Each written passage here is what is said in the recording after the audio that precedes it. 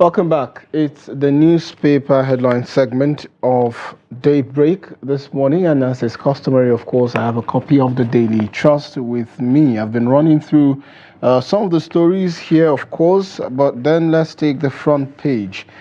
Lead story on the Daily Trust says Supreme Court verdict. Local councils must now account for own actions. That's according to the president while he spoke on the landmark Supreme Court judgment. A couple of other riders say also amend constitution to get INEC to conduct LG polls, an ex-governor has said.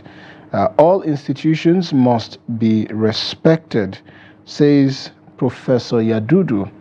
Governors would review decision soon. Governor Soludo of Anambra State spoke.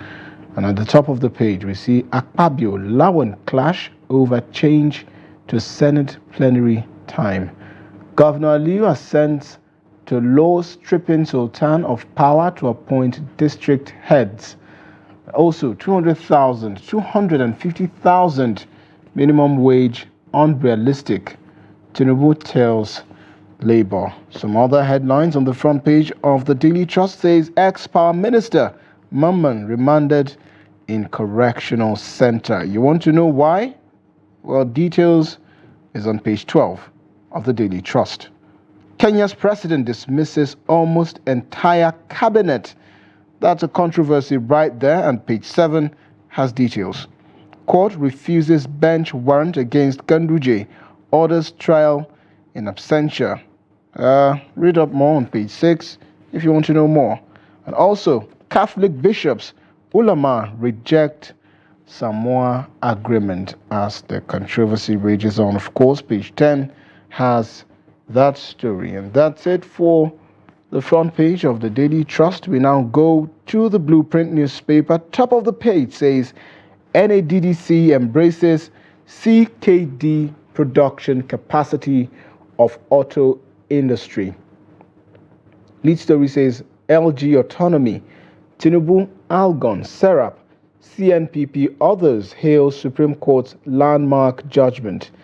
End of road for governors muzzling of third-tier funding, says Ozekome. Lagos Assembly summons AG, governors promise to obey ruling. Also, troops foil attacks on critical infrastructure, kill 187 terrorists. Tinubu assures workers as parley with Labour continues next week. We're looking at economic indices of over 250,000 naira, says Labour.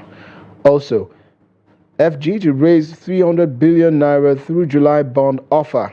Page 21, that story. Also, 70% of Nigerians refused to pay bribes in 2023, according to the National Bureau of Statistics. And also, 2 prison inmates die of cholera in Lagos. Bottom Belt says composition of PECC will boost investors' confidence, economic growth. And that's by the LCCI. Top of the page, Chief Imam of Jos, Adam, dies at 80. Unfortunate development there. We pray for Allah to grant his soul repose. Also, blue economy key to youth empowerment. That's according to its minister, Oyetola. And also, Olympics, Kanu, Ihezwo, swell Super Falcons camp to 20. And these are some of the stories on the Blueprint newspaper. I will now switch to the Vanguard newspaper. Lead story there says executive order. Drug makers seek clear timeline. Stable naira for 70% production. Maintain non-implementation hampering COIS. Placing order on importation of raw materials. Others say unless naira value was fixed, local drug manufacturing a mirage.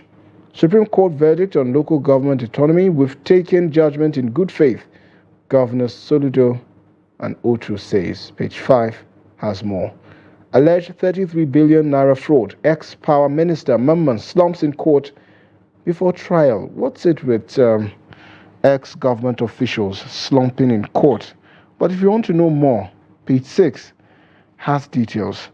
And that's it for the Vanguard. Let's now go to the last paper that we'll be looking at, and that's The Guardian. A lead story there says autonomy, while local governments have not escaped powerful clasp of governors. Other stories there says arrested vessels cost Navy $10,000 daily in maintenance.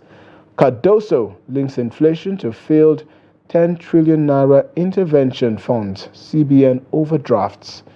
Nigerians' confidence in anti-graft war dwindling. And also, Morplex boss rallies support for pay TV sector, hails reps. Minimum wage, Tinubu, Labour leaders, parley inconclusive to continue next week. And on graft charges, Ganduje, wife, others to face trial in October. And on the big story, filthy abattoirs, unhygienic meat processing, spike dire health concerns.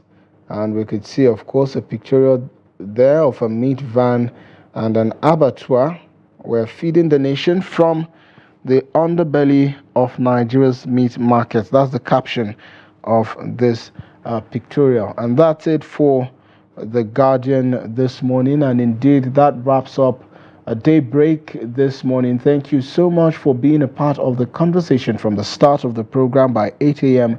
To this point. For those who called during the daybreak interactive session, we appreciate you for the thoughts, the comments, the concerns, and the contributions on the developments. And also for those who were not able to call, definitely next week is another opportunity to share your thoughts and contributions on the matter of discuss. For me, it's thank you so much. Thank God it's Friday. Enjoy your weekend. My name is Sagir Ibrahim, and up next is 360 Sports with Emmanuel Fashimi. To stay.